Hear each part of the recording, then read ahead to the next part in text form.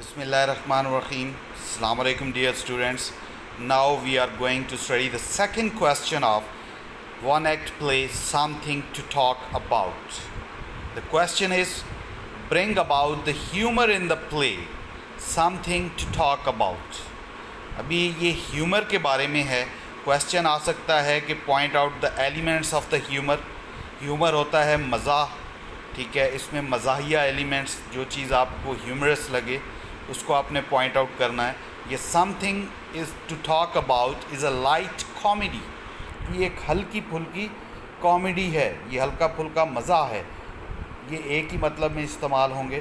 तो हमने क्या करना है, जो इसमें मज़ाहिया एलिमेंट्स हैं उनको हमने पॉइंट आउट करना है इस क्वेश्चन में, इसके आंसर में. तो इसको हम स्टडी करते हैं. The play something to talk about is a perfect example of a light comedy. ये एक लाइट हल्की फुल्की कॉमेडी की बिल्कुल परफेक्ट, एकदम परफेक्ट एग्जाम्पल है. We can say that it's a light comedy without any doubt. The writer has created humor through very comic comments by the characters and through some very comic situations. अभी writer ने मज़ा या वो मज़ाहिया elements कैसे create किए हैं, दो तरह से. एक तो सिचुएशन फ़नी बना दी है कि एक वुल्फ एक उनके घर में डकैत आ रहा है और वो उसको वेलकम कर रहे हैं, तो दैट्स अ फ़नी सिचुएशन. और दूसरा उनके कमेंट्स हैं, जैसे वो अपनी चीज़ों को बचाने के लिए वो बातें करते हैं, उनके डायलॉग्स हैं करैक्टर के. तो इन दो तरीक़ों से वो इस प्ले को ह्यूमरस बनाता है. Although there is a revolver and a constant threat to life by the burglar. कि प्ले में क्या होता है कि he was clad in a tight fitting, he has an automatic revolver, कि उसके पास एक रिवॉल्वर भी है, गन है उसके पास. And having a gun in the burglar hands is the constant threat to the family. तो जब उसके पास गन है तो इसका मतलब है कि वो उनकी लाइफ को ख़तरा है, फैमिली को, ठीक है, जहाँ पे वो डकैती करने आया है. Yet the situation remains light, और उनकी ज़िंदगी को ख़तरा है, इसके बावजूद सिचुएशन जो है वो इतनी सीरियस नहीं होती. And doesn't become serious any time, ठीक है. वो बिल्कुल लाइट हल्की फुल्की सिचुएशन है, मज़ाहिया सिचुएशन है, और उसमें किसी तरह का सीरियस नोट नहीं है. When guy asked the wolf if he is a burglar, ठीक है, जब वो गाय सिडनी जो उसका बेटा है लैंडलॉर्ड का, वो वुल्फ जो एक डकैत है, बर्गलर है, नकबज़न है, उससे पूछता है कि इज़ ही अ बर्गलर, कि क्या तुम एक नकबज़न हो, डकैत हो. He gives a humorous answer. तो वो जो वुल्फ है वो भी एक मज़ाहिया किस्म का जवाब देता है. He says what did you think I was a piano tuner. क्या आप ये समझते हो कि मैं कोई पियानो बजाने वाला हूँ. कि उसके हाथ में एक पिस्टल भी पकड़ा हुआ है, वो चोरी छुपे घर में घुसा है, तो उसके बावजूद पूछ रहा है कि क्या मैं यहाँ एक पियानो ट्यूनर हूँ.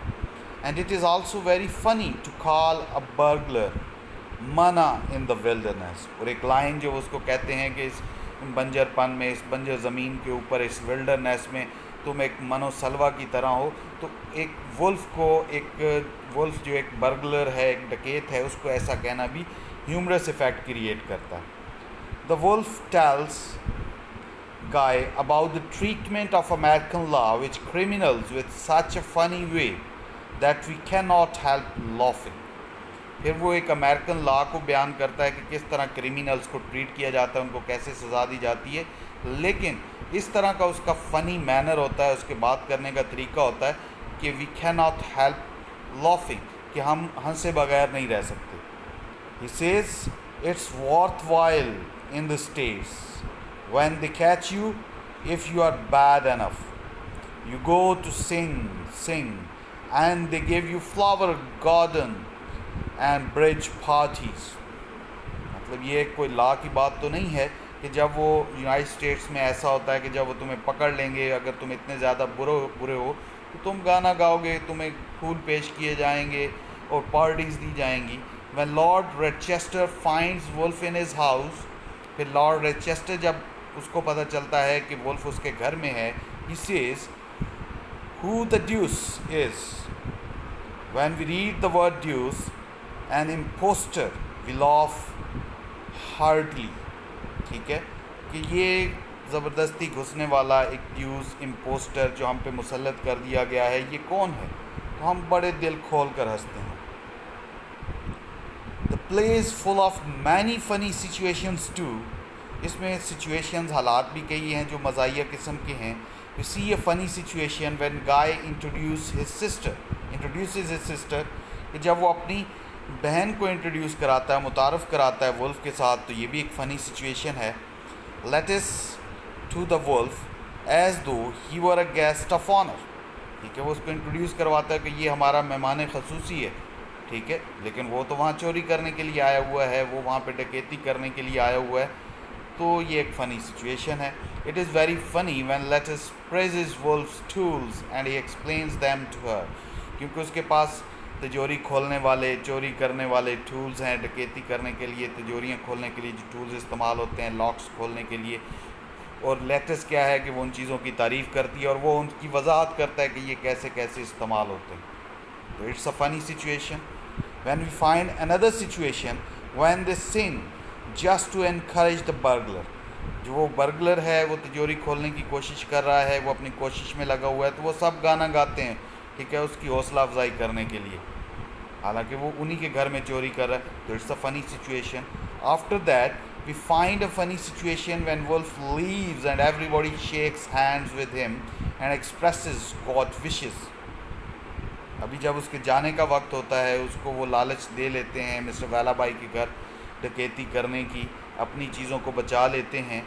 تو جب وہ وہاں سے جانے لگتا ہے تو وہ ہر کسی کے ساتھ ہاتھ ملاتا ہے، شیک ہینڈ کرتا ہے. تو ایک ڈکیت گھر میں آئے اور جاتے ہوئے کچھ لے کے بھی نہ جائے اور ہاتھ ملا کے جائے، تو اٹس اے فنی سچویشن. اور ان سب سچویشنز کی وجہ سے اور ان کے کمنٹس کی وجہ سے یہ ایک ہیومرس پلے ہے. We can call it a light comedy. Therefore, the play Something to Talk About is a light comedy and it is full of comic comments and situation.